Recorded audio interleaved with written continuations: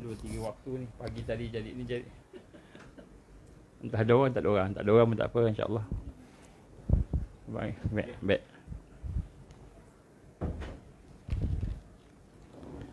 Astagfirullah.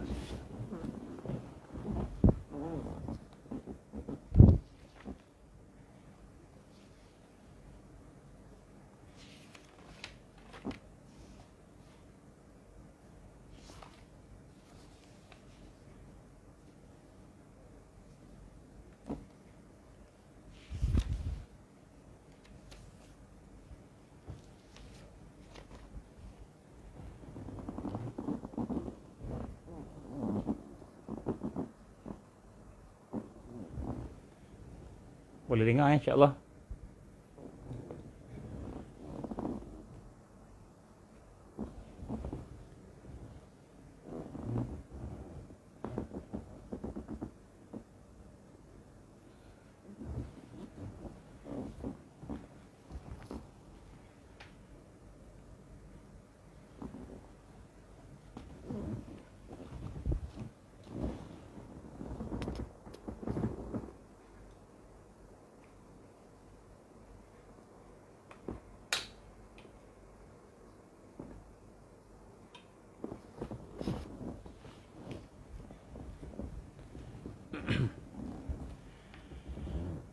Astaghfirullahaladzim. InsyaAllah kita mula dengan Ummul Quran.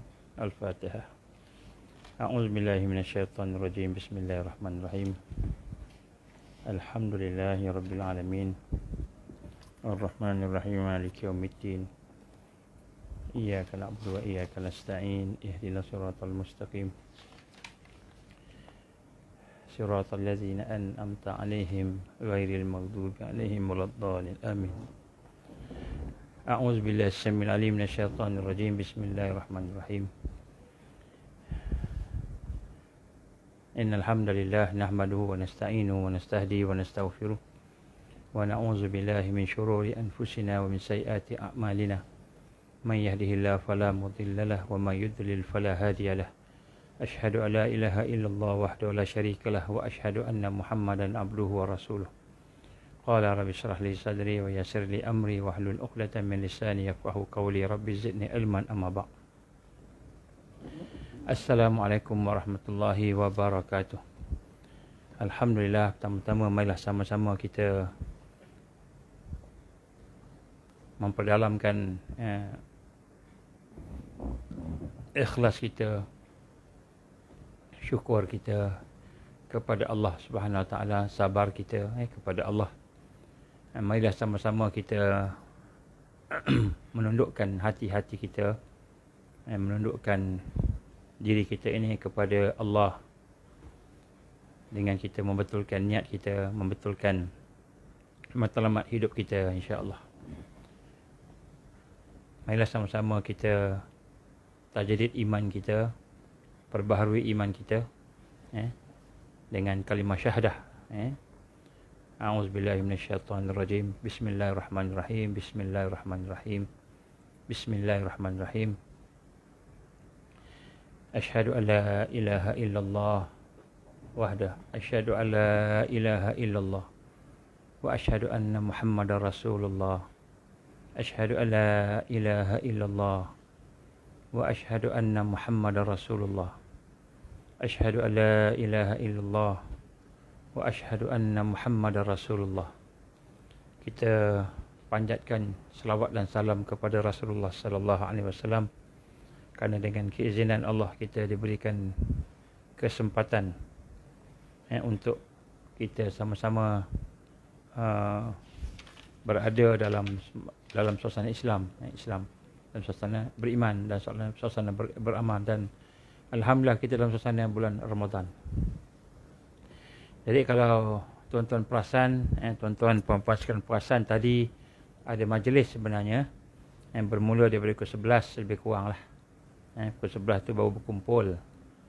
Kemudian lebih kurang 11 lebih lah, lebih kurang gitu. Kita mulakan satu, atau pukul 12 lebih kurang, kita mulakan satu seperti press conference. Bukan press conference pun. Iaitu kita buat live untuk menyampaikan satu kes yang berlaku kepada dua orang saudara kita, iaitu yang telah dianiaya oleh bos dia.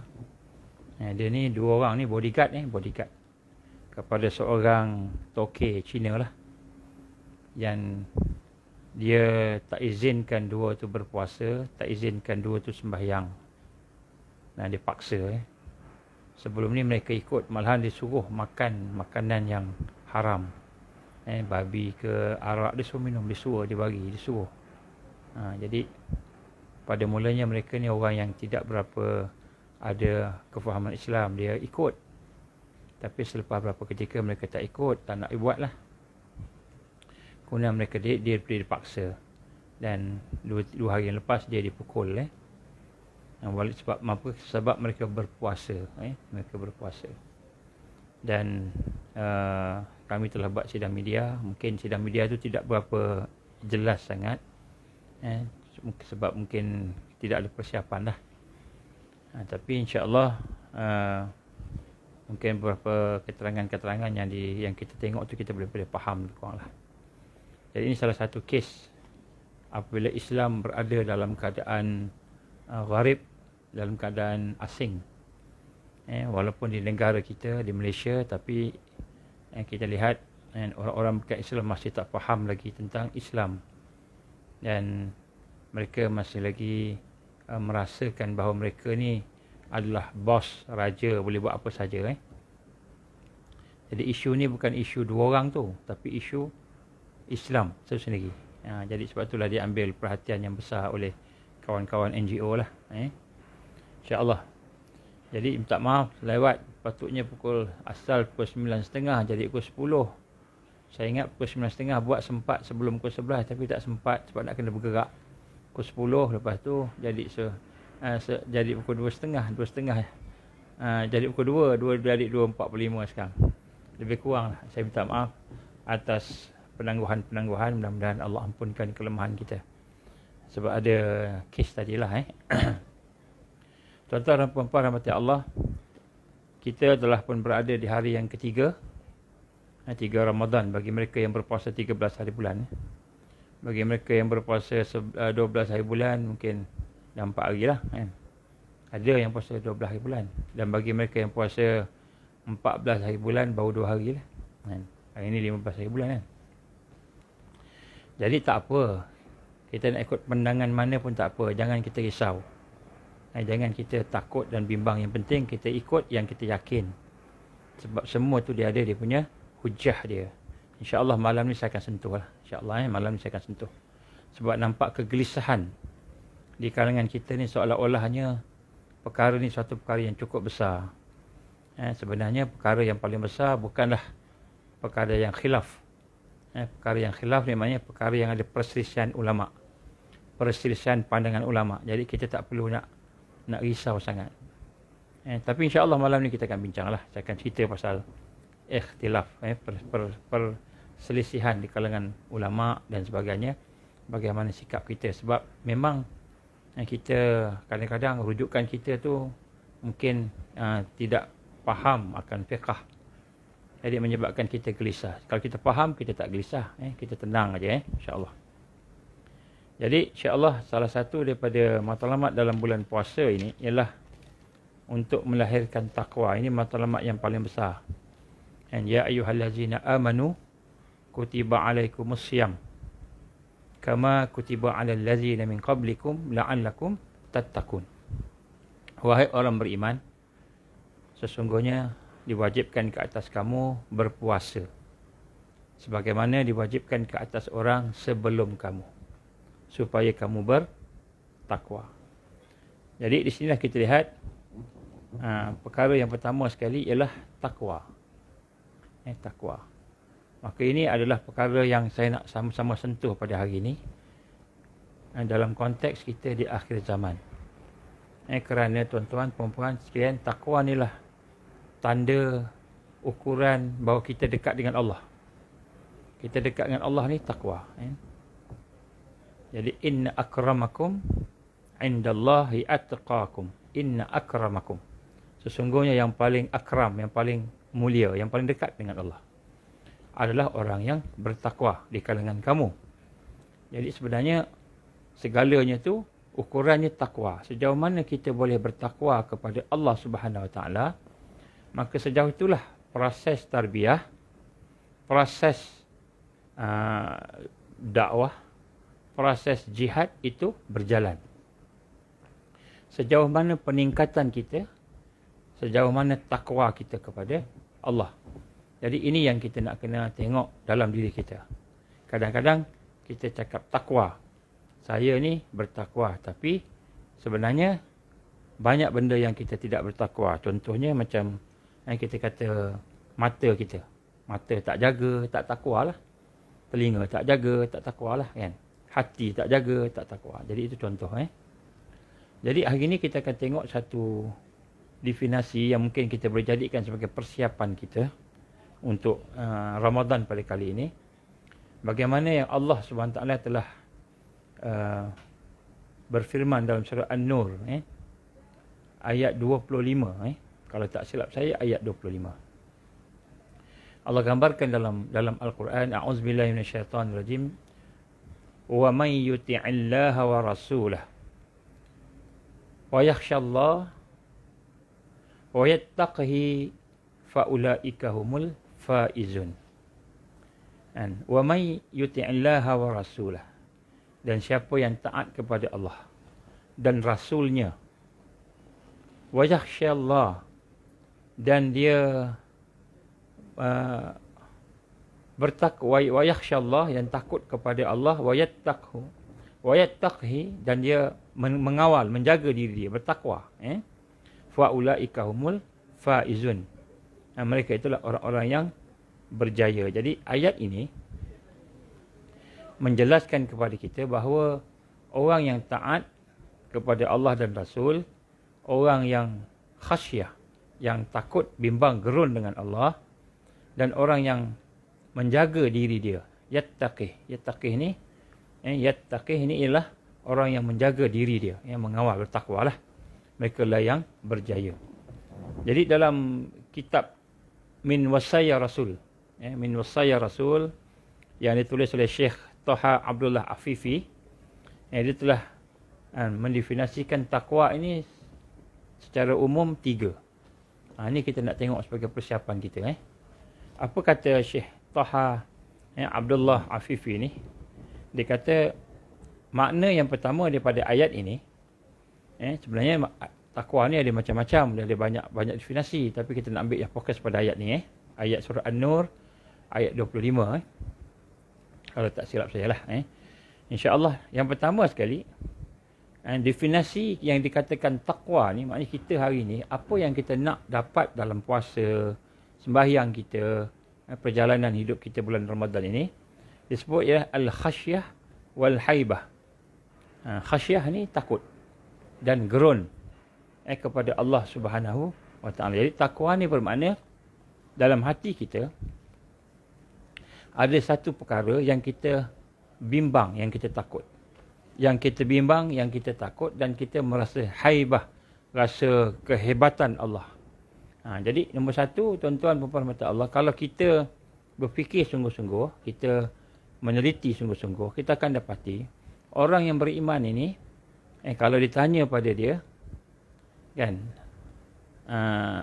maknanya orang yang mengenal Allah ni, kalau dia tanya kepada orang yang mengenal Allah ni, makrifat Allah ni, maka dia akan kata, apakah perkara yang paling kamu takut sekali? Apakah perkara yang paling kamu takut sekali?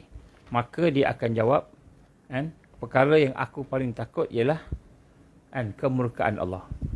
Ini perkara yang pertama. Jadi yang pertama sekali tuan-tuan, kita nak kena tanya diri kita, kita ni takut tak pada Allah? Pada murka Allah lah. Kita takut tak hati kita? Rasa tak takut pada murka Allah? Takut tak pada azab Allah? Jadi kita nak kena tanya, tengok diri kita betul-betul, ada tak ke kita takut yang lain? Apa takut yang lain? Contohnya, kita takut mati, kita takut manusia, pos, kita takut pada kehilangan dunia, rumah terbakar, kereta, kan. Jadi sebab itulah kita tengok bagi seorang yang mengenal Allah Subhanahu Wa Taala, kan, apakah perkara yang paling, kita kata, amal yang paling besar sekali daripada kita kepada Allah ni. Dia sebut amal ni, sebenarnya apakah hakikat kita ni, hidup kita ni, diri kita ni, kan, yang lebih dikatakan menandakan kita dekat dengan Allah. Yang menandakan kita dekat dengan Allah, apa dia, kan? Maknanya di akhir zaman kita nak jadi orang yang dekat dengan Allah. Apakah perkara yang menunjukkan, ataupun ketika manakah kita ni dekat dengan Allah? Kalau kita tengok hadis kata ketika sujud. Tapi sebenarnya, kan, walaupun sujud tidak boleh lawan lagi, kan, perkara ini. Sekiranya perkara ini ada pada kita, maka kita lebih dekat pada Allah daripada sujud. Maksudnya maknanya, kalau kita sujud ni, tak ada perkara ni, dia tak jadi juga. Tidak dekat dengan Allah juga. Macam itulah lebih kurang. Jadi, perkara yang digambarkan oleh para ulama kita bila dihuraikan, banyak ayat. Saya cuma ambil ringkasan sajalah sebab kita masa tak banyak. Saya pun pinjam pejabat orang, duduk numpang pejabat kawan. Nak sebut kat sini bahawa perkara yang lebih dekat dengan Allah ialah ketika kita merasakan bahawa kita ni amat memerlukan Allah. Kita merasakan dalam hati kita ni, dalam pemikiran kita perlukan Allah. Sehinggakan kita menangis. Kalau berdoa tu sampai menangis, minta ke Allah. Perlu sangat ke Allah. Maknanya kita rendahkan diri kita serendah-rendahnya, dan kita merasakan kita amat berhajat kepada Allah. Amat berhajat pertolongan dia, perlindungan dia, rahmat dia. Jadi, ketika kita mengharapkan, merasa hati kita dan fikiran kita merasakan amat memerlukan Allah, masa ketika itulah kita paling dekat dengan Allah. Kita paling dekat dengan Allah. Sebab kita telah merendahkan diri kita kepada Allah Subhanahu Wa Taala. Maknanya Allah Subhanahu Wa Taala memang sentiasa bersama kita. Maknanya Allah mengetahui apa yang ada pada kita. Allah melihat, Allah mendengarkan. Allah tahu. Allah bersama kita. Tapi jangan kita sebut sekali lagi, jangan kita katakan Allah ni dalam diri kita pula. Bukan. Allah bukan dalam diri kita. Allah bukan kat luar. Sebab kalau kita kat Allah dalam diri kita, Allah kat luar kita, Allah keliling kita, kita dah mengatakan Allah ni bertempat. Tak boleh. Allah tidak bertempat. Allah tidak bermasa. Allah tak terikat dengan tempat. Allah tak terikat dengan masa. Dan Allah tak terikat dengan zaman, keadaan apa. Allah laisa kamislihi syai'un. Allah tidak sama dengan makhluk. Jadi, bila kata Allah dekat dengan kita, bukanlah makna dari sudut position tadi, kan? Tetapi Allah dekat dengan kita dari sudut, kan, perasaan kita merasai Allah dekat dengan kita. Kan? Sebab apa kita nak rasa Allah dekat dengan kita? Kan? Kita melihat ni pun dengan kuasa Allah. Kalau Allah tak bagi kuasa dia untuk kita melihat, tak bagi, dia tidak berkendak kita melihat, tak izin kita melihat, kita tak boleh melihat. Kita melihat mata kita ni pun dengan kuasa Allah. Kita mendengar pun dengan kuasa Allah. Kita hidup ni dengan kuasa Allah. Jadi, kan, Allah SWT maha mendengar, maha melihat, maha menghidupkan. Begitu kan. Jadi apabila seseorang itu merasai dalam hati dia bahawa dia amat memerlukan Allah, masa itulah dia rasa diri dia rendah diri sangat pada Allah, tawaduk pada Allah, tadaruk memerlukan Allah, fakir, maka itulah saat dia paling dekat dengan Allah. Maka ketika kita rasa macam itu, maknanya kita telah merendahkan diri kita, tunduk diri kita, merasa diri kita hina, memuliakan Allah, kan. Masa pada ketika itulah doa paling mustajab. Doa paling mustajab. Maknanya paling mustajab ni, maknanya lebih mustajab daripada doa kita yang biasalah. Allah akan bagilah sebab kita dah merendahkan diri kita yang paling bawah sekali, kan. Ya, sebab itulah salah satu perkara yang ditakuti, kan, perkara yang paling ditakuti lah kalau kita nak sebut sini, perkara yang paling dibimbangi oleh seorang yang beriman, yang bertakwa, ialah apabila Allah murka pada dia. Allah murka pada dia, maka maknanya dia dah tak ada apa-apa dah. Bila Allah dah biarkan dia, dia dah tak ada apa-apa dah. Apa lagi ada kat dia? Allah bagi sebab sifat dia, Rahman dia. Sifat Rahman dia pada kita. Dia masih bagi. Tengok orang bukan Islam. Orang yang menderaka pada Allah. Yang musuh Islam. Allah bagi dunia kat dia, bagi hidup kat dia, harta, semua Allah bagi. Tapi bukan maknanya Allah sayang sangat-sangat pada dia, kasih pada dia. Dia dah murka. Allah bagi sebab sifat dia yang maha pemurah. Dia bagi. Tapi tengoklah besok. Bila kamu habis, hidup kamu tak bertaubat, masih lagi dalam keadaan syirik dan kafir, maka Allah akan hukum dia. Jadi sebab itulah tuan-tuan puan-puan, yang pertama sekali, kita kena tengok dalam hati kita, bagaimana al-khasyah wal-haibah. Al-khasyah wal-haibah ini, ialah kita merasakan bimbang, takut kalau Allah murka kita. Contoh, kita sembahyang, tapi sembahyang kita tak sempurna. Kita bimbang, sembahyang Allah tak terima. Puasa Allah tak terima. Baca Quran Allah tak terima. Kita buat baik Allah tak terima. Kenapa? Sebab Allah dah murka. Bila Allah dah murka dengan seseorang, maka dia biarkan dia dengan dunia ni, buatlah apa sahaja nak buat dengan izin Allah juga. Tetapi akhirnya dia akan dibantai, dihukum, diazab. Sebab itulah tuan-tuan, nombor satu, takwa ni maknanya al-khasyah wal-haibah. Kita rasa khasyah, rasa takut dengan Allah, dengan ancaman, dengan murka Allah, dan kita bimbang. Bimbang kita ni dibuang oleh Allah. Allah tak terima kita sebagai hamba-Nya. Dan wal-haibah, haibah ni kita merasa gerun dengan sifat Allah. Ni takwa. Maknanya sebab tu, bila kita nak buat sesuatu, kita ingat Allah redha tak ataupun Allah murka. Allah redha kita, Allah murka. Tengok, kita kena fikir, kena rasa. Kemudian yang kedua ialah sifat taqwa yang didefinisikan oleh Syekh Taha Abdullah. Dia kata at-ta'ah wal ibadah. At-ta'ah, taat, patuh, dan ibadah. Jadi taqwa ni ialah satu keadaan seseorang sentiasa patuh perintah Allah, sentiasa beribadah kepada Allah. Jadi at-ta'ah wal ibadah. At-ta'ah wal ibadah. Jadi sinilah kita lihat bagaimana Allah SWT memerintahkan kepada kita supaya bertakwa, supaya kita patuh perintah dia.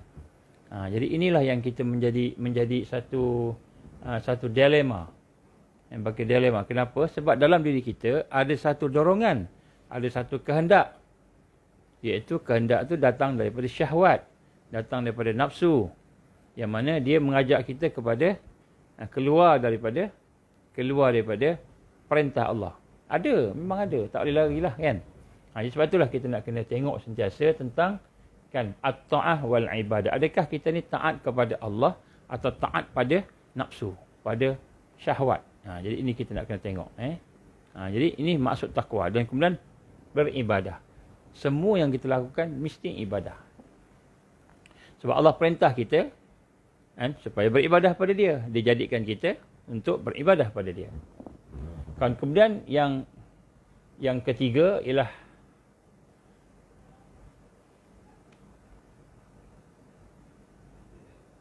tanzil qalbi 'anil dzunub, iaitu menyucikan, membersihkan hati daripada segala perkara-perkara yang membawa kepada dosa. Jadi yang ketiga ialah kita membersihkan diri kita daripada dosa. Jadi tiga ni adalah takwa. Pertama, ada perasaan takut, tunduk pada Allah, gerun pada ancaman Allah, gerun pada murka Allah, haibah, merasa kehebatan Allah, kita ni tak ada apa, kita perlukan Allah. Kita rendah diri pada Allah, nombor satu. Yang kedua, kita patuh, kita ibadah.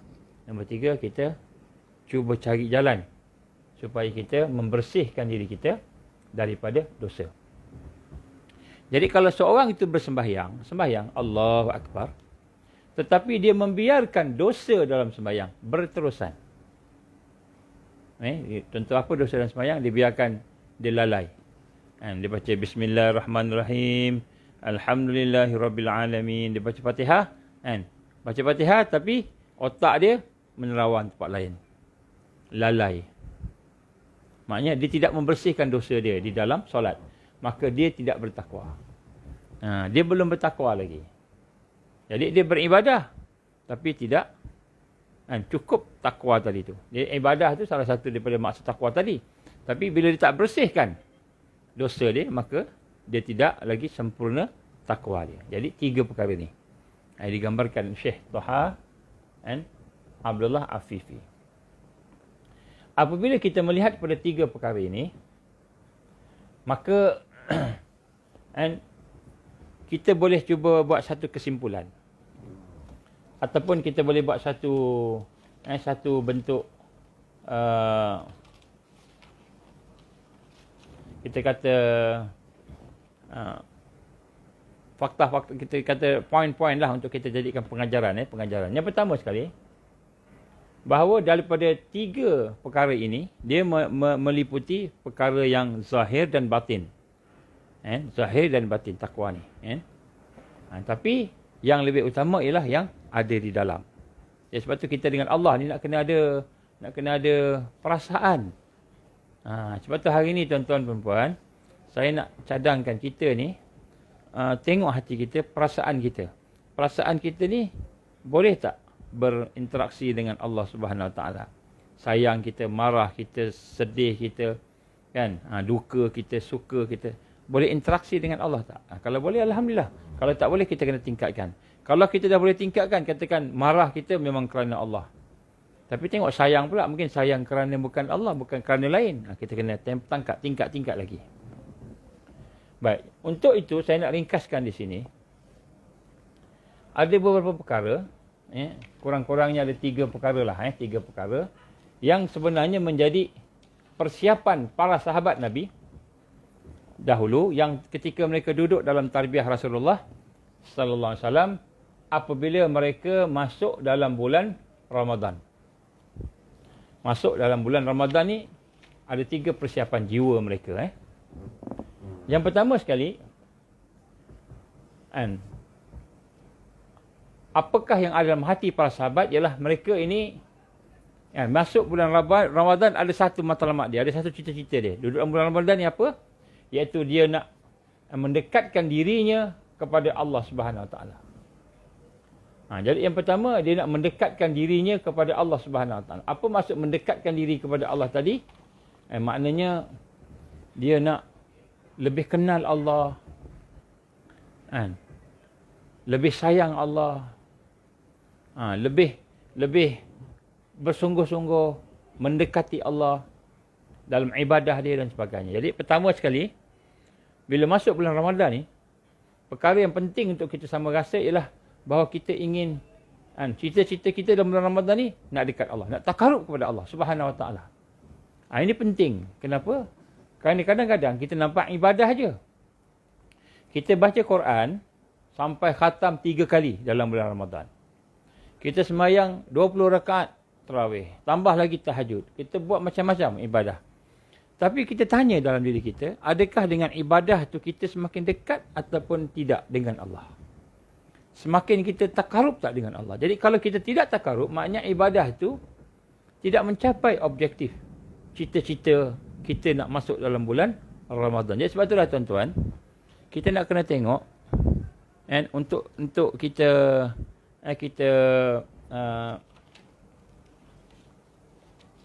mendekati Allah ni, maka kita tengok sifat-sifat. Contoh, saya bagi satu contoh, beberapa contoh lah. Sifat-sifat orang yang mengenal Allah. Orang yang mengenal. Ni tuan-tuan boleh catat. Ni catatlah ni nota ni penting.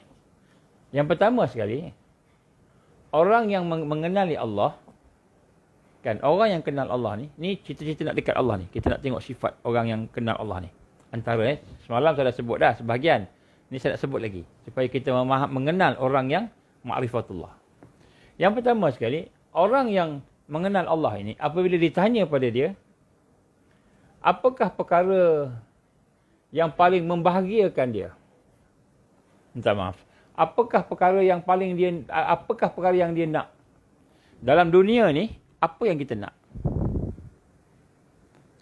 Tuan-tuan hidup dari pagi sampai petang, sampai malam, pergi kerja, yang pergi belajar, buat apa-apa, amal, sembahyang puasa, bergaul, apa yang tuan-tuan nak? Itu soalan nombor satu. Apa yang kita nak sebenarnya? Baik. Orang yang kenal Allah, kalau orang biasa, kita tanya, apa kamu nak? Kalau kita kata, kan, orang apa ni pergi kerja, tentulah dia kata saya nak duit, kan. Itu secara fitrah tu kan.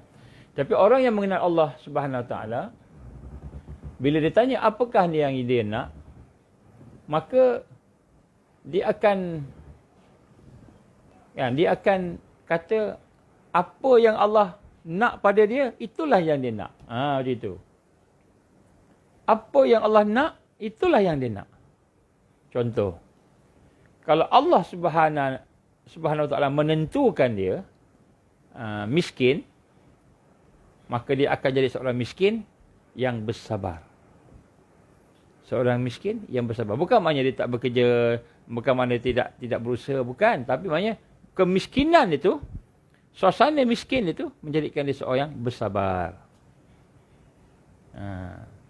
Jadi bila Allah bagi dia sakit yang bersabar. Apa yang Allah nak? Bila Allah bagi kita sakit. Bila Allah bagi kita sakit, supaya kita bersabar. Jadi, seorang yang kenal Allah, dia akan melihat kehidupan dia. Melihat kehidupan dia itu, apa yang berlaku pada dia itu, apa yang Allah nak. Apa yang Allah Subhanahu Wa Taala mahukan. Maka dia kata, kalau orang tu sakit, kan, maka dia sabar. Sebab Allah nak suruh dia sabar. Kan? Kalau dia sakit kaya, Allah nak suruh dia bersyukur. Kalau dia ada nikmat, Allah nak suruh dia bersyukur. Kalau Allah bagi dia suatu kebaikan, maka dia bersyukur. Kan? Seorang kaya yang bersyukur, besar pahalanya di sisi Allah. Seorang miskin yang bersabar, besar pahalanya di sisi Allah Subhanahu Wa Taala. Jadi, apa sahaja yang Allah beri kepada kita, maka kita buat apa yang Allah nak, bukan apa yang kita nak. Kalau orang tu nak apa yang dia nak, maka Allah bagi miskin, itu dia nak kaya. Tak puas hati, nak kaya. Hati dia tak pernah cukup. Nak lagi. Kalau Allah dah bagi kaya, dia nak lagi kaya. Kan? Tak pernah sabar, tak pernah syukur. Tak boleh syukur. Jadi, kan, bagi orang yang kenal Allah, ni maknanya nak takarub pada Allah ni, kita mengikut apa yang orang kenal Allah tadi. Kan? Kalau dia tanya, apa yang kamu nak sebenarnya? Saya nak apa yang Allah nak. Saya berkehendakkan apa yang Allah berkehendak pada saya. Jadi Allah bagi kita sakit, kita sabar. Sebab Allah suruh kita sabar. Allah bagi kita sihat, kita syukur. Sebab Allah suruh kita syukur. Allah bagi kita miskin, kita sabar. Sebab kita diperintahkan Allah sabar. Allah bagi kita kaya, kita bersyukur. Dan Allah bagi kita terjerumus ke dalam dosa. Allah bagi kita terjerumus ke dalam dosa, buat maksiat. Kan? Kita buat maksiat tak? Ada buat maksiat. Ada masa Allah bagi. So, bila Allah izin kita terjerumus ke dalam maksiat, kadang-kadang kita tak rancang, tapi kita termasuk dalam maksiat. Maka apa yang Allah nak pada kita? Allah suruh kita bertaubat. Allah suruh kita bertaubat. Minta ampun. Mengakui kelemahan. Menyesal dengan dosa. Itu Allah nak tu, kita buat tu. Jadi, cara kita takarub kepada Allah dalam bulan Ramadan ini persiapan jiwa kita, ialah apabila Allah SWT memberikan sesuatu pada diri kita, kita tengok apa yang Allah nak, bukan kita tengok apa yang kita nak. Maka apa yang kita nak tentulah nafsu nak. Tetapi apa yang Allah nak, itu yang terbaik. Jadi kalau kita diberi kesusahan, kita sabar. Kalau diberikan kesakitan, kita sabar. Kalau diberikan nikmat, kita syukur. Kekayaan, kita syukur. Kesenangan, kita syukur. Kelapangan, kita syukur. Allah bagi maksiat, kita terjatuh dalam dosa. Terjatuh dalam maksiat, kita bertaubat. Bertaubat. Kembali pada Allah. Allah bagi kita kekuatan ibadah. Ibadah. Dia ada 4 suasana. Hidup kita ni ada 4 suasana.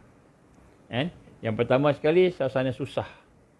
Sakit, menderita, miskin. suasana yang kita tak suka lah, nafsu tak suka. Yang ini, apa yang Allah nak kita buat, kita kena sabar. Dan sabar tu akan membawa ganjaran yang besar, redha Allah. Kemudian Allah bagi kita senang. Senang, nikmat, kaya, sihat, sebagainya. Kita syukur. Syukur pada Allah. Kita gunakan untuk mendekati Allah lagi, contohnya. Allah bagi kita tercebur ke dalam maksiat, dosa. Kadang-kadang kita tersempak dengan dosa. Maka Allah suruh kita apa? Bertaubat. Patah balik pada dia. Kadang-kadang, ada orang bertanya kan, adakah seorang wali Allah, seorang pejuang, seorang mujahid, seorang siddiqin tidak boleh berdosa? Adakah seseorang yang seperti Sayyidina Abu Bakar As-Siddiq tidak berdosa? Kan, siddiqin tidak berdosa. Berdosa. Kan, sebab kita tidak maksum. Kan? Jadi apa beza kita dengan Nabi? Kita dengan Rasul sallallahu alaihi wasallam. Rasulullah SAW dan nabi-nabinya maksum. Apa maksud maksum? Maksudnya kalau dia buat silap, Allah betulkan on the spot. Allah ampunkan dosa dia on the spot. Kalau dia buat silap, Allah betulkan. Allah betulkan direct. Allah tegur direct supaya dia tidak berada dalam dosa. Itu nama maksum. Maksudnya dosanya tidak ada, dihapuskan. Ataupun dosanya diampunkan. Ada tak Nabi dan Rasul buat kesilapan? Ada. Sebab Rasul dan Nabi bukan malaikat. Dia pun manusia. Ada kesilapan dia buat. Tapi kesilapan tu Allah tutup. Maknanya Allah betulkan. Itu maksum. Allah betulkan. Kalau Nabi dan Rasul tak buat salah, maka dia bukan manusia. Dia malaikat. Baik. Jadi, kalau gitu, ada tak orang-orang awliya, orang-orang soleh-soleh yang mujahid ni, orang yang siddiqin ni buat salah? Memanglah ada. Tetapi apa beza orang-orang yang soleh ni, yang awliya Allah buat dosa, dia bukan maksum, dipanggil mahfuz. Orang yang terpelihara. Apa maksud dia? Iaitu, dia buat dosa. Dia buat silap. Mungkin dia buat dosa besar, berzina. Mungkin dia terjebak dalam zina. Allah izin terjebak dalam zina. Mungkin. Tapi dia bertaubat. Dia bertaubat. Maknanya dia tidak membiarkan dirinya berkekalan dengan dosa. Dia sedar saja tu bertaubat. Maknanya orang yang saleh ni, awliya Allah, orang yang berjuang, yang siddiqin wa syuhada, wa salihin, orang-orang yang dekat dengan Allah ini, dia buat dosa. Macam kita buat dosa. Tapi mereka buat dosa, segera mereka bertaubat. Buat dosa, bertaubat. Sebab tujuan dia buat dosa, ataupun berada dalam dosa itu, Allah nak dia bertaubat. Ini kehendak Allah berbanding kehendak kita. Jadi bila kita terjebur dalam dosa, janganlah kita putus asa. Bertaubat lagi, istighfar lagi. Itu yang dikehendaki Allah. Ini banyak orang yang nak takarub dengan Allah. Kemudian apabila kita yang suasana yang keempat ialah beramal. Allah bagi kita kekuatan untuk ibadah, kekuatan untuk beramal, kekuatan untuk berjuang, kekuatan untuk melakukan amal soleh. Maka orang yang diberikan oleh kekuatan Allah, kekuatan untuk beramal ni, apa yang Allah nak kat dia? Allah nak dia supaya rendah diri, tawaduk, rendah diri, tawaduk, tadaruk kepada Allah. Maknanya dia beramal ni bukan dengan sebab kekuatan dia, bukan dengan hebat dia, tetapi Allah izin. Allah izin, ni kehendak Allah. Dia rasa rendah diri pada Allah. Makin kuat dia beramal, makin kuat, makin rendah diri dia kepada Allah. Bukan makin takjub dengan diri dia. Makin sombong, makin takbur, makin riak. Bukan macam itu. Tapi makin rendah diri. Lagi berilmu, lagi rendah diri. Lagi beribadah, soleh, banyak amalan dia. Lagi dia rendah diri. Sebab apa? Allah perintah sesiapa yang beramal, dia beramal dengan taufik Allah, dengan hidayah Allah. Maka dia rasa rendah diri pada Allah. Dia merasa ini taufik Allah. Ini kehendak Allah. Ya, sebab itulah. Apabila kita kata persiapan kita bulan Ramadan ini, kita ingin ta'aruf, mendekati Allah. Cita-cita nak mendekati Allah. Maka kita tengok macam mana orang yang kenal Allah mendekati dia. Yang pertama, iaitu apabila dia tanya, apa yang kamu nak? Saya nak apa yang Allah nak. Apa yang Allah nak, saya nak. Maksudnya apa yang Allah redha, saya redha. Macam itu kan. Dia tak komplain. Miskin, tak komplain. Miskin, dia sabar. Sakit, Dia tak komplain, dia sabar kan. Jadi di akhir zaman susah, dia sabar. Ini orang yang nak dekat dengan Allah. Ini penting tuan-tuan. Ini kita kena faham. Ini persiapan jiwa kita. Kemudian bila ditanya orang-orang yang kenal Allah ni pula, apakah perkara yang membahagiakan kamu? Kan? Apakah perkara yang menyenangkan kamu? Apa yang kamu suka? Macam itulah kan. Maka orang yang kenal Allah akan jawab, aku hanya suka apa yang Allah suka, iaitu aku hanya suka Allah redha aku. Apa yang aku suka Allah redha. Dia tak peduli dah. Tak peduli dah manusia ke apa, tak apa. Manusia tak ni kan. Tak apa. Sebab Allah akan uji kita dengan perkara yang kita sayang. Dengan perkara yang nanti kita akan bincang ni. Apa ujian-ujian besar-besar tu. Nanti kita akan bincang. Ini semua masuk dalam akhir zaman. Baik. Jadi maknanya yang pertama sekali ialah kan, apakah yang kamu kendaki, Allah apa yang Allah kendaki, kan? Apakah yang menyenangkan kamu, apa yang kamu seronok, bahagia, kamu rasa bahagia, Allah redha aku rasa bahagia sangat. Kemudian apa yang kamu takut, sebut tadi apa yang kamu takut ni ialah Allah murka. Allah murka. Ini adalah nak takarub ke Allah ni kena ada perasaan macam ni. Kemudian apa yang kamu sayang sangat, apa yang kamu cinta sangat. Maka dia kata, aku hanya cinta Allah wahdah. Aku hanya cinta Allah semata-mata. Aku hanya sayang Allah semata-mata. Jadi ini adalah sifat-sifat orang yang mengenal Allah dan sifat-sifat orang yang nak takarub kepada Allah. Jadi dalam bulan Ramadan kita kena ada ni. Ciri-ciri ni kena ada. Sebagai persiapan kita untuk memaksimalkan barakah dalam bulan Ramadan. Kemudian yang kedua,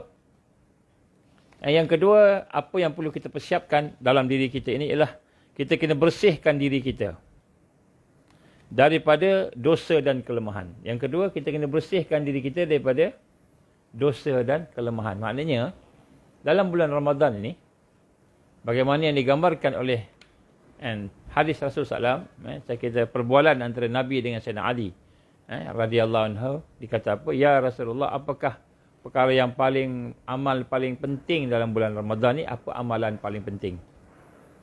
Amalan paling penting bulan Ramadan ni apa? Maka dia jawab Rasulullah SAW, kamu meninggalkan apa yang sia-sia, yang menjauhkan kamu dengan Allah.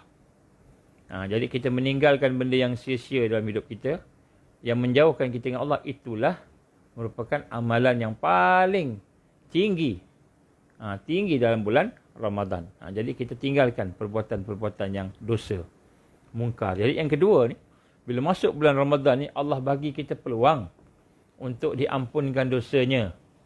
Allah bagi kita peluang. Jadi Allah buka rahmat seluas-luasnya. Allah tutup pintu-pintu neraka. Jadi Allah nak bagi kita peluang. Jadi sebab tu bila masuk dalam bulan Ramadan ni, perkara yang kedua, persiapan dalam jiwa kita ni, hendaklah kita rasa bahawa kita nak apa? Kita nak membersihkan kelemahan kita. Apa kelemahan kita? Kelemahan kita contohnya sifat-sifat buruk kita, dosa kita, apa-apalah. Kita tahu, kita lebih tahu daripada orang lain. Kita lebih tahu. Jadi kita melihat perkara-perkara sebenarnya yang menghalangi kita untuk takarub dengan Allah Subhanahu wa taala. Dan di sinilah disebut sebagai mujahadah. Sebagai mujahadah. Mujahadah. Jadi perkara dosa ni insya-Allah saya akan sentuh pada masa akan datang. Kita akan ambil satu khas tentang dosa je. Apa dosa yang biasa kita buat, yang kita tak perasan. Contoh apa dosa yang biasa kita buat yang kita tak perasan? Dosa yang biasa kita buat yang kita tak perasan ialah dosa yang telah menjadi kebiasaan diri kita pada kita. Benda tu dosa tapi dah biasa, kita tak perasan dia dosa. Rupanya dosa. Contohnya menonton TV. Menonton TV, melihat movie. Kadang-kadang movie ni kita tengok ada sebab-sebab niat-niat dia kan. Di dalam tu kadang ada benda-benda yang haram yang tak boleh tengok, kita tengok kan. Kita menghayatinya kan. Jadi kita tak perasan dosa. Kita ingat okey, rupanya dosa kan. Kita tidak mencegah dosa. Itu adalah merupakan dosa yang paling susah untuk kita nak. Sebab kita tak rasa itu dosa. Nanti kita akan sentuh sebenarnya. Jadi nak sebut sini bahawa perkara yang kedua persiapan hati kita ialah kita nak melihat kelemahan kita, dosa kita, mungkar kita, maksiat kita. Apa perkara yang ada dalam diri kita ni, yang kelemahan tadi kita nak tinggalkan. Ataupun perkara yang sia-sia. Perkara yang sia-sia. Saya nak masuk kat sini sikit. Ada 5 perkara yang akan menyebabkan nurul iman, nurul Islam, nurul iman, nurul ihsan masuk. Jadi sebenarnya Allah SWT dah memberikan kepada kita cahaya. Cahaya, banyak cahaya. Cahaya sentiasa datang pada kita. Hidayahnya, taufik, banyak datang. Tapi dia tak masuk dalam hati. Dia tak masuk dalam hati. Dia duduk kat luar je. Cahaya tu dekat luar je. Jadi kita dapat tempias dia. Tapi dalam tak dapat. Jadi itu yang susah, nak tinggalkan benda yang buruk. Tinggalkan dosa susah. Nak benci dosa susah. Nak benci kelemahan-kelemahan susah. Kenapa? Sebab cahaya tak masuk. Ada 5 perkara yang kalau ada pada kita, insya-Allah Allah akan buka cahaya. Cahaya itu akan masuk dalam hati kita. 5 perkara. Cara ringkas. Cara ringkas. Tulis. Yang pertama sekali, kan?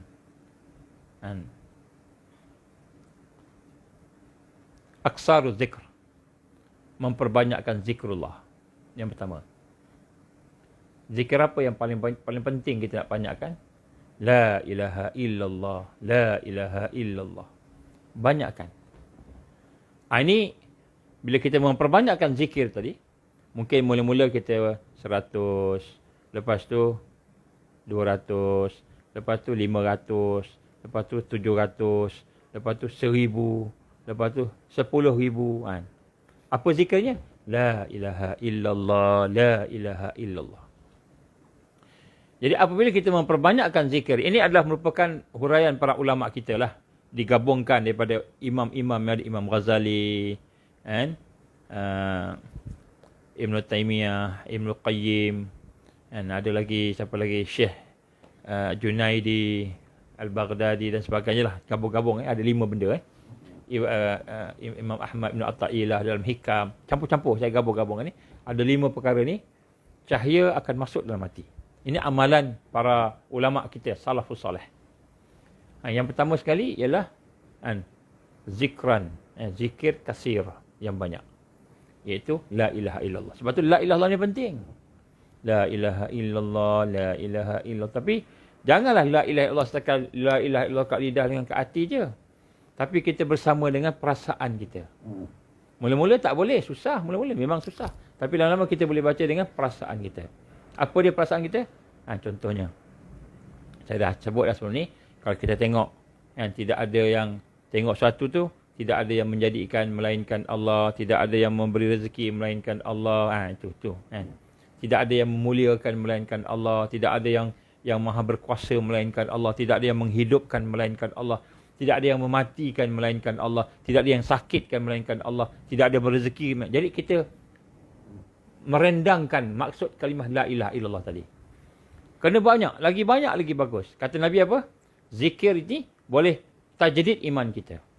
Ini nombor 1. Jadi bila kita banyak la ilaha illallah, la ilaha illallah. Mula-mula lidah je.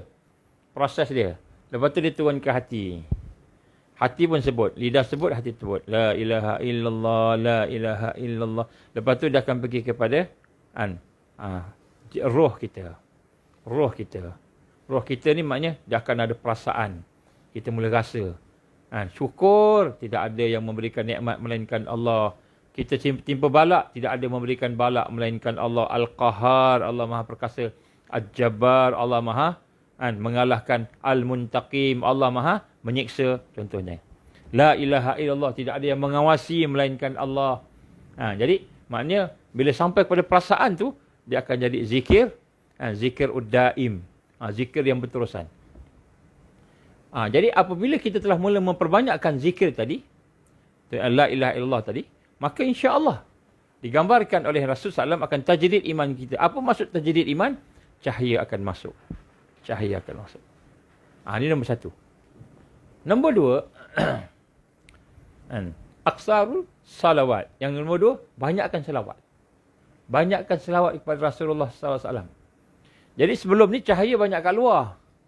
Kan, keliling kita. Cahaya Islam, cahaya iman, cahaya ihsan, cahaya ilmu, cahaya hidayah. Macam-macam cahaya ada keliling kita ni. Kan?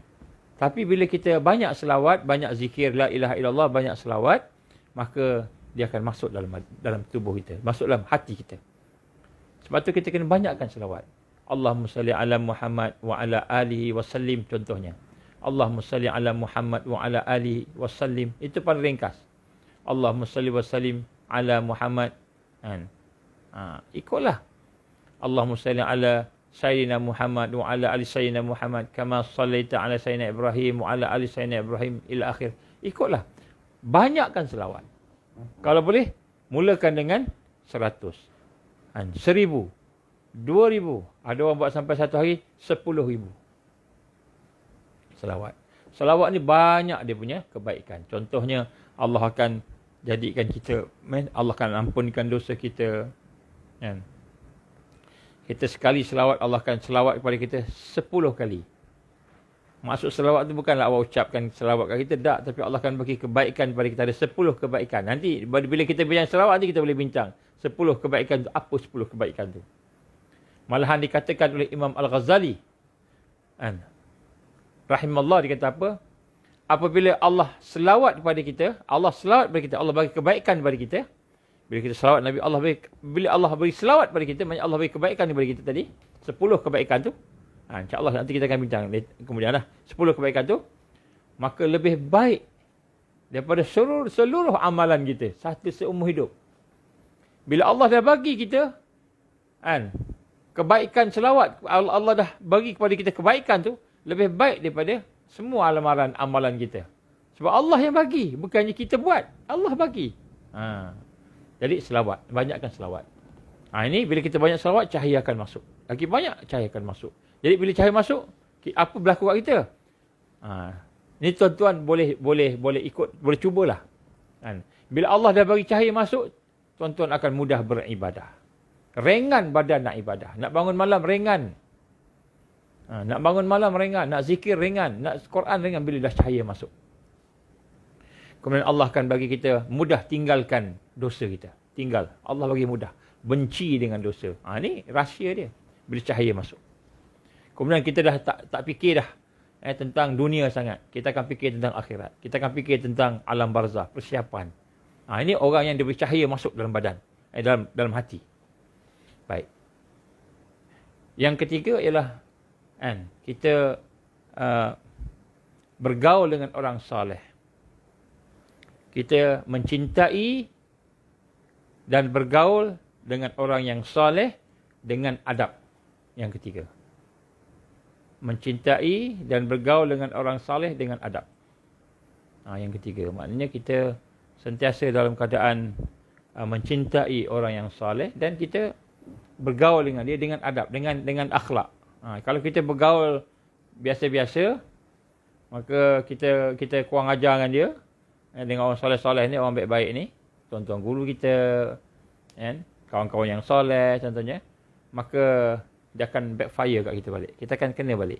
Tapi kalau kita beradab dengan mereka, maka apa rahmat yang diberi kepada dia, maka Allah akan bagi pada kita. Contoh kalau kat dunia ni lah, katalah kita ada seorang tuan guru lah katakan. Tuan guru tu kita give service ke dia kan. Khidmat kat dia tuan guru lah kan. Kita khidmat kat dia tuan guru. Macam sahabat-sahabat khidmat pada Rasulullah kan.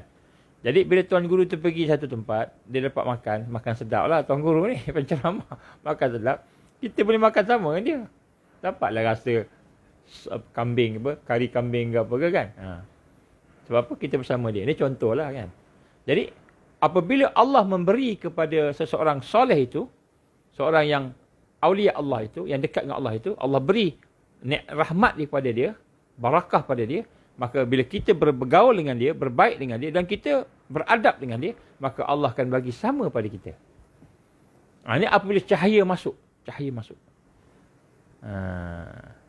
Ini penting tuan-tuan, rahmat Allah Subhanahu Wa Taala. Kemudian yang ketiga, yang keempat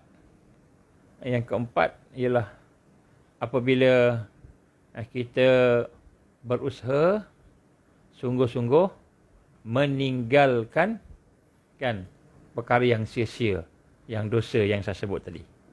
Bila kita meninggalkan perkara yang sia-sia, yang dosa sebut tadi, itu juga akan menyebabkan cahaya masuk dalam hati kita. Cahaya masuk dalam hati kita. Jadi ini perkara yang menyebabkan kita akan mendapat cahaya daripada Allah. Yang kelima ialah bila kita membantu agama Allah, berjuang. Bila kita tolong Allah, Allah akan bantu kita. Baik, jadi ini cara ringkas. Dan sebab itu tuan-tuan rahmati Allah Ta'ala, maka yang kedua ni ialah kita duduk dalam bulan Ramadan, kita bersihkan diri kita. Salah satu saya sebut sini ialah kita bersihkan diri kita daripada dosa kita, daripada kelemahan kita, daripada keaiban kita, kehinaan kita. Mengakulah depan Allah.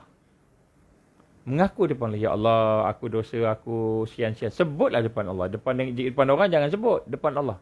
Bila kita dengan Allah ni, seorang dengan Allah ni, tersebutlah, ya Allah, aku buat ni, aku lemah, aku malas, ya Allah. Aku tak jaga mata, ya Allah. Aku tak jaga hati aku, ya Allah. Ya Allah, aku masih lagi dendam dengan orang, ya Allah. Banyak dosa, ya Allah. Minta ampun ke Allah. Dan kita tinggalkan. Bila tinggalkan tu, maka barulah cahaya akan masuk. Baik. Yang ketiga, persiapan jiwa para sahabat dahulu. Bila masuk bulan Ramadan, maka mereka meningkatkan jiddiyah mereka. Jiddiyah ni apa? Sungguh-sungguh. Jiddiyah fil amal wal raja' ilallah. Jadi, dia meningkatkan amal, jiddiyah dia, kesungguhan dalam beramal dan dalam bergantung harap pada Allah. Maknanya bulan Ramadan ni, tuan-tuan perempuan mata Allah, kita kena bersungguh-sungguh. Bersungguh-sungguh meningkatkan kita punya amal kita.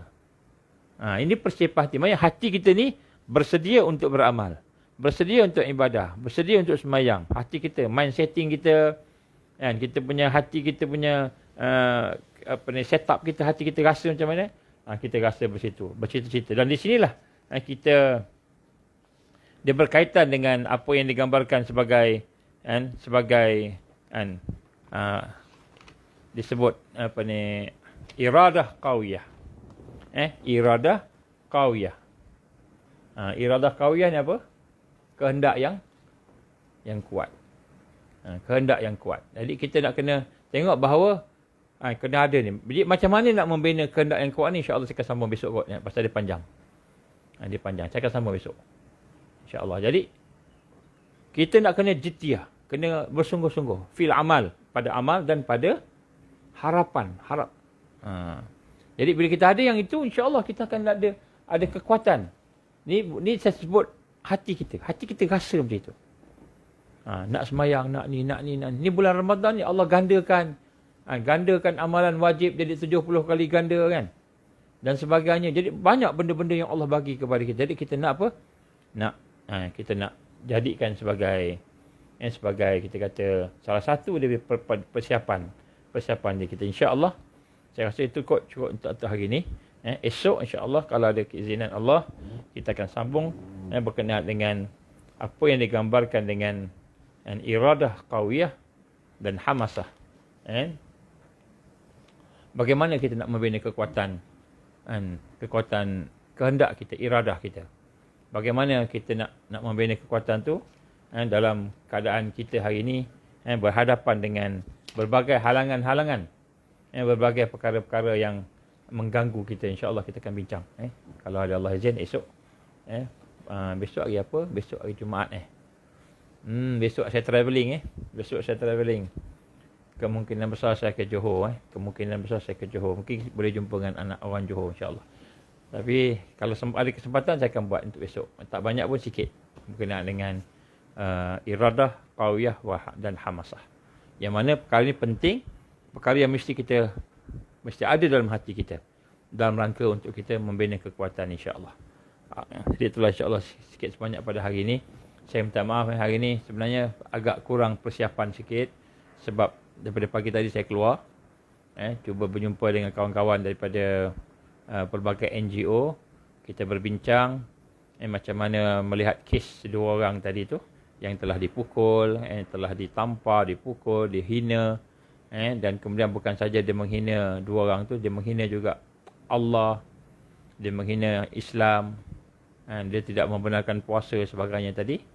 Jadi dia akan bawa kepada mahkamah lah, dan digambarkan bos dia tu Cina tu lah, Cina tu telah pun ditangkap dan setelah digeledah rumah dia, kalau tak silap saya lah, saya dengar tadi lah, kalau tak silap telah jumpa jongkong emas yang banyak, juta-juta, dan kemudian duit cash yang banyak, juta-juta juga, maknanya disyaki lah, saya pun tak tahu, dia orang cakap tadi mungkin terlibat dengan kegiatan haram, seperti money laundering, along, dia antara along terbesar digambarkan lah, saya pun tak tahu, masih disyaki, tak ada ni lagi lah.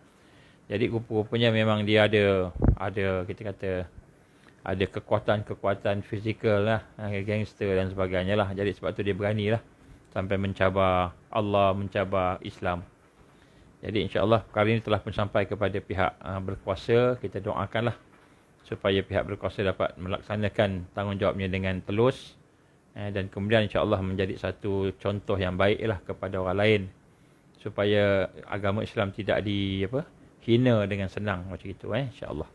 Jadi kita doakanlah juga supaya Allah juga merahmati dan memberkati kedua orang yang kena tu. Memang teruk dia kena pukul, saya tengok lebam belakang tu memang teruk lah, lebam. Kemudian diancam dengan keluarga pula, diancam dengan pistol nak tembak. Jadi banyaklah benda yang diceritakan tadi. Jadi insya-Allah mudah-mudahan Allah memberikan kekuatan pada kita semua untuk bersatu bersama-sama, menjaga diri kita, keluarga, masyarakat dan agama yang ada pada kita semua ni, supaya kita dapat bersama-sama bebas daripada serangan-serangan jahiliah, serangan Al-Masih Dajjal. InsyaAllah kalau Allah izin malam ni kita akan ada satu sesi, saya akan cuba bincangkan berkenaan dengan kemelut yang sedang berlaku sekarang, di mana ramai sedang berfikir, berbincang tentang Ramadan. Ramadan mula hari Senin, Ramadan mula hari Selasa, mula hari Rabu, ada yang kata Khamis, hari Jumaat. Jadi ada yang kata ikut ni, ikut tu, ikut ni. Pun ada pula orang-orang tertentu yang mengeluarkan viral, menyatakan sekian pandangannya yang saya dapati menggelisahkan ramai di kalangan umat Islam yang mengikuti itulah. Jadi insya-Allah saya cuba sentuh malam ni, mudah-mudahan Allah memberikan hidayah dan taufiknya untuk kita dapat menjelaskan apakah perkara yang sepatutnya, yang lebih utama dan sebagainya, insya-Allah. Aku liqali hadza, astaghfirullahalazim li wa lakum. Saya minta maaf atas kelewatan ini, insya-Allah. Mudah-mudahan Allah ampunkan dosa kita, mudah-mudahan Allah berikan kekuatan pada kita, insya-Allah. Kita baca doa Arabitah, insya-Allah. Auzubillahi samil alim minasyaitonir rajim. Bismillahirrahmanirrahim. Alhamdulillahirabbil alamin. Wassalatu wassalamu ala asyrafil anbiya'i wal mursalin wa ala alihi washabbihi ajma'in. Allahumma innaka ta'lam anna hazihil qulub qad istamat ala mahabbatik wal taqat ala ta'atik wa tawahadat ala da'watik wa ta'ahadat ala nasrati syari'atik. Fasikallahumma rabitataha wa limuddaha wahdiha subulaha wa amla'aha binurika alladzi la yakhbu wa syrah sudurha bi faidil iman bik wa jamilit tawakkuli alaik wa ahyiha bi ma'rifatik wa amitha ala syati fi sabilik. Ya Allah, innaka ni'mal maula wa ni'mal nasir. Allahumma inna nas'aluka lisanan ratiban bi zikrik wa qalban maf'uman bi syukrik wa badanan haynan laynan bi ta'atik. Allahumma inna nas'aluka imanan kamila wa nas'aluka qalban khashi'a wa nas'aluka ilman nafi'a wa nas'aluka yaqinan sadiqa wa nas'aluka dinan qayyima wa nas'aluka al-'afiyata min kulli baliyah wa nas'aluka tamamal ghina 'anil nas wa hablana hakikatal iman bik hatta la nakhaf wa la narju ghairak wa la na'budu syai'an siwak. Waj'al yadaka mabsutatan 'alaina wa 'ala ahlina wa auladina wa man ma'ana bi rahmatika wa la takilna ila anfusina tarfat 'ain wa la qala min zalika ya ni'mal mujib. Rabbana atmim lana nurana waghfir lana innaka 'ala kulli syai'in qadir. Rabbana atina fid dunya hasanah wa fil akhirati hasanah wa qina 'adzaban nar. Wa sallallahu alaihi wasallam Muhammad wa ala alihi wa sahbihi baraka wasallam. Subhana rabbika rabbil izzati amma yasifun. Wassalamu alal mursalin walhamdulillahi rabbil alamin. InsyaAllah kita tangguh. Subhanakallahumma wa bihamdika asyhadu an la ilaha illa anta Astaghfiruka wa atubu ilaik. Bismillahirrahmanirrahim. Wal 'asr. Innal insana lafi khusr illa allazina amanu wa 'amilus solihat wa tawasaw bil haqqi wa tawasaw bis sabr. Wabillahi taufiq wal hidayah. Assalamualaikum warahmatullahi wabarakatuh. Minta diperpanjangkan insya-Allah.